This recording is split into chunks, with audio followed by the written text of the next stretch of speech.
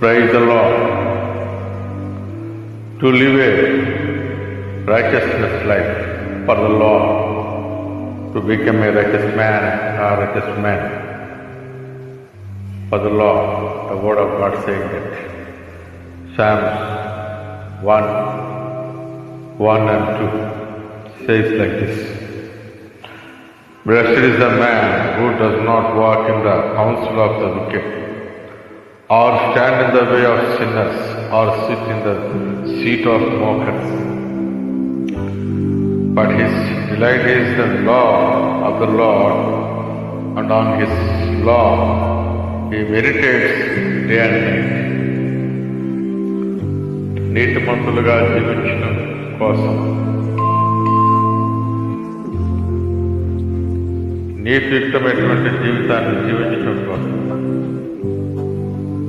నీతిమంతులైనటువంటి పురుషులుగా స్త్రీలుగా జీవించడం కోసం దేవుడు తన వాక్యంలో ఈ విధంగా వ్రాస్తున్నాడు. కీర్తనల గ్రంథం 1:2 వచనాల్లో, దుష్టులు ఆలోచన చెప్పున నడవక, పాపుల మార్గమున నిలువక, అపహాస్యులు కూర్చుండు చోటును కూర్చుండక, యెహోవా ధర్మశాస్త్రమునందు ఆనందించుచు దివారాంతము దాన్ని దానించేవాడు ధన్యుడు అని దేవుని యొక్క వాక్యం తెలియజేస్తా ఉన్నారు.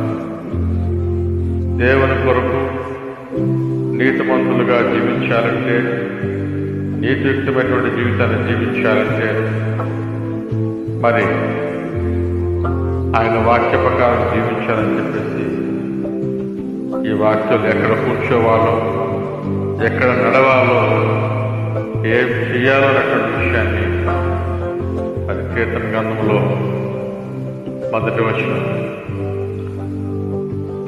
అధ్యాయం 2వ వచనం కూడా మనం చూస్తూ ఉన్నాం. దేవుని వాక్యాన్ని అర్థం చేసుకుని దాని ప్రకారంగా జీవించక ప్రభు మనకి సహాయం చేయగాక. ఆమేన్.